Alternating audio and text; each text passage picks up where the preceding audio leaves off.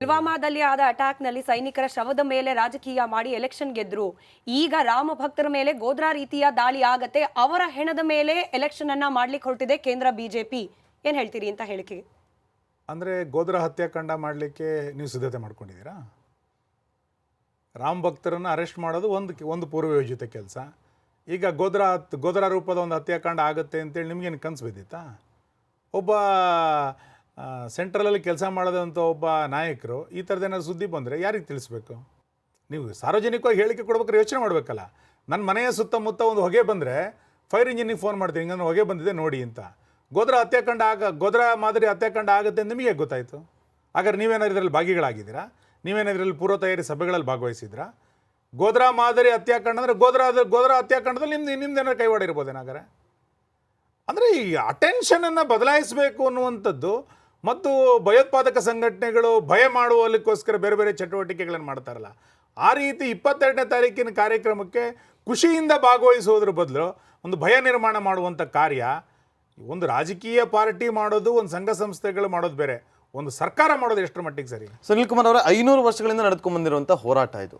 ಏನೇ ಆದರೂ ಕೂಡ ಹೋರಾಟಗಳು ನಡ್ಕೊಂಡು ಬರ್ತಾನೆ ಇತ್ತು. ಇಂಥ ಒಂದು ಹೇಳಿಕೆಗಳಿಗೆ ರಾಮ ಭಕ್ತರು ಎದುರ್ತಾರೆ ಅಂತ ನೀವು ಅಂತೀರಾ? ನಾವು ಎದುರು ಪ್ರಶ್ನೆ ಇಲ್ಲ, ಎದುರುತ್ತಾರೆ ನಾನು ಹೇಳ್ತಿಲ್ಲ, ಎದುರು ಬಿಡ್ತಾರೆ ಎನ್ನುವಂಥ ಭ್ರಮೆನಲ್ಲಿ ಅವ್ರು ಇರ್ಬೋದು.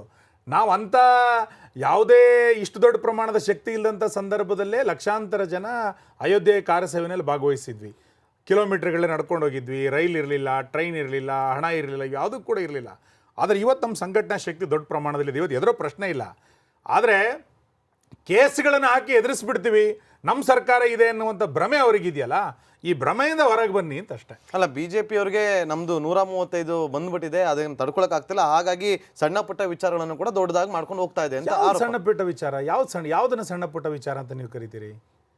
ನೀವು KG ಹಳ್ಳಿ DG ಹಳ್ಳಿ ಗಲಾಟೆನ ಸಣ್ಣ ಪುಟ್ಟ ಗಲಾಟೆ ಅಂತ ಹೇಗೆ ಕರಿತೀರಿ?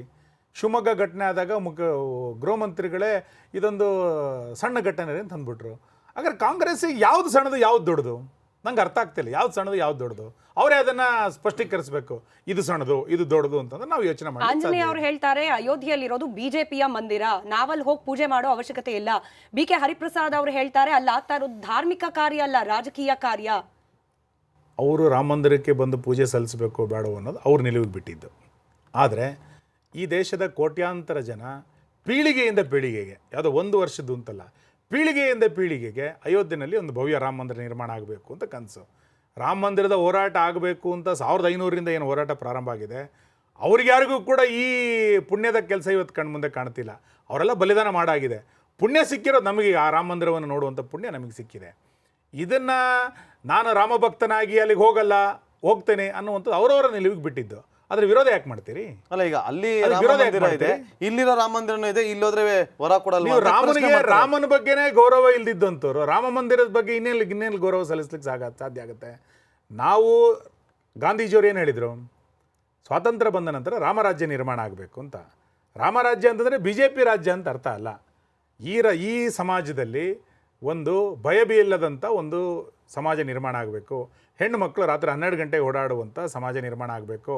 ಮದ್ಯಪಾನ ಇಲ್ಲದಂತ ಸಮಾಜ ನಿರ್ಮಾಣ, ಇದೆಲ್ಲವೂ ಗಾಂಧೀಜಿಯವರ ಕನಸು.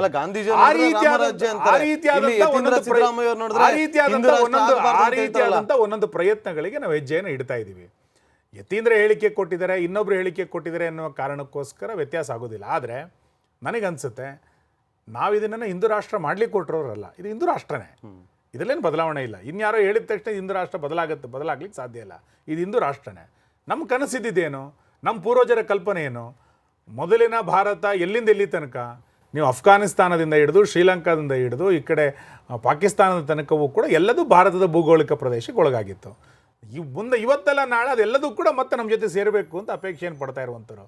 ಅದಕ್ಕೆ ಬೇಕಾದಂಥ ವಿಶ್ವದ ಎಲ್ಲ ಜನರು ಕೂಡ ಒಂದಾಗಬೇಕು ಅನ್ನುವಂಥ ಕಲ್ಪನೆ ಇಟ್ಕೊಂಡು ಕೆಲಸ ಮಾಡ್ತಾ ಇರುವಂಥ ನಮ್ಮ ವಿಚಾರಕ್ಕೆ ಇವತ್ತಲ್ಲ ನಾಳೆ ಮನ್ನಣೆ ಬಂದೇ ಹಿಂದೂ ರಾಷ್ಟ್ರ ಅಂದ್ರೆ ಏನು? ಸುನಿಲ್ ಕುಮಾರ್ ಅವರ ಪ್ರಕಾರ ಹಿಂದೂ ರಾಷ್ಟ್ರ ಅಂದ್ರೆ ಏನು? ಅಲ್ಲಿ ಎಲ್ಲರೂ ಒಟ್ಟಾಗಿ ಬದುಕಬೇಕು ಅನ್ನುವಂಥದ್ದು. ಕೇಳಿಸ್ಕೊಬಿಡಿ, ಹಿಂದೂಗಳಿಗೆ, ಕ್ರೈಸ್ತರಿಗೆ, ಅನ್ಯ ಧರ್ಮೀಯರಿಗೆ ಸ್ಥಾನ ಇರುತ್ತಾ? ಇದ್ರೆ ಯಾವ ರೀತಿ ಇರುತ್ತೆ ಸ್ಥಾನ ಇರಲ್ಲ ಅಂತ ಆಗಿದ್ರೆ 75 ವರ್ಷದಲ್ಲಿ ಇಷ್ಟು ಚೆನ್ನಾಗಿ ಬದುಕಲಿಕ್ಕೆ ಸಾಧ್ಯ ಇರಲಿಲ್ಲ ಅವರು. ನಮ್ಮಿಂದ ಯಾವತ್ತು ತೊಂದರೆ ಆಗಿದೆ? ನಮ್ಮ ಐಡಿಯಾಲಜಿಯಿಂದ ಯಾವ ಮುಸಲ್ಮಾನಿಗೆ ತೊಂದರೆ ಆಗಿದೆ? ನಮ್ಮ ಐಡಿಯಾಲಜಿಯಿಂದ ಯಾವ ಕ್ರಿಶ್ಚಿಯನ್ರಿಗೆ ತೊಂದರೆ ಆಗಿದೆ? ಕಾಂಗ್ರೆಸ್ಸು ಮತ್ತು ಇತರರು BJPಯನ್ನು ಎದುರಿಟ್ಟುಕೊಂಡು ಮುಸಲ್ಮಾನರನ್ನ ಭಯವನ್ನ ಹುಟ್ಟಿಸುವಂತ ಪ್ರಯತ್ನವನ್ನ ಇಷ್ಟು ವರ್ಷದಿಂದ ಮಾಡ್ತಾ ಬಂದರು. ನಮ್ಮ ಸರ್ಕಾರ ಬಂದ ನಂತರ ತಲಾಕ್ ಇರಬಾರ್ದು ಅಂತ ಅಂದ್ವಿ. ಮುಸಲ್ಮಾನರ ಮಹಿಳೆಯರಿಗೆ ಒಳ್ಳೇದ ಕೆಟ್ಟದ? ಯಾವುದು ನಮ್ಮ ಸಮಾಜದಲ್ಲಿ ಆ ರೀತಿಯಾದ ಅನಿಷ್ಟ ಪದ್ಧತಿಗಳಿದ್ರೂ ದೂರ ಆಗಬೇಕು ಅಂತ ಹೇಳ್ತೀವಿ, ಅದಕ್ಕೊಂದು ಕಾನೂನು ಬರಬೇಕು ಅಂತ ಹೇಳ್ತೀವಿ. ನಾವು ಆ ರೀತಿ ಅನಿಷ್ಟ ಕಾನೂನುಗಳು ಇರಬೇಕು ಅಂತ ಯಾವತ್ತೂ ಹೇಳಲಿಲ್ಲ. ಇವತ್ತು ತಲಾಕು BJP ಅಜೆಂಡಾ ಇಲ್ಲದೇ ಇರ್ಬೋದು, ಆದರೆ ಸಮಾಜಕ್ಕೊಂದು ಅನಿಷ್ಟ ಅದು ಮುಂದೆ ಅದನ್ನು ತೆಗೆದಾಕಿದ್ವೋ ಇಲ್ವಾ? ಅದರಿಂದ ಇದು ಮುಸಲ್ಮಾನರು ನಮ್ಮ ಜೊತೆಗಿಲ್ಲ ಅನ್ನೋ ಕಾರಣಕ್ಕೆ ತಲಾಕಿನ ಬಗ್ಗೆ ನಾವು ಸುಮ್ಮನೆ ಕೂತ್ಕೊಂಡ್ವೇನಾ? ಈ ರೀತಿಯಾದಂಥ ಆಲೋಚನೆಗಳನ್ನು ನಾವು ಮಾಡ್ತಾ ಇರಬೇಕಾದ್ರೆ ನಮ್ಮನ್ನು ತೋರಿಸಿ ಭಯ ನಿರ್ಮಾಣ ಮಾಡಿ ನಮ್ಮನ್ನು ಬೇರ್ಪಡಿಸುವಂಥ ಕೆಲಸವನ್ನು ಕಾಂಗ್ರೆಸ್ ಮಾಡ್ತಾ ಇದೆ. ಇದರ ಬಗ್ಗೆ ಮುಸಲ್ಮಾನರು ಜಾಗೃತರಾಗ್ತಾರೆ.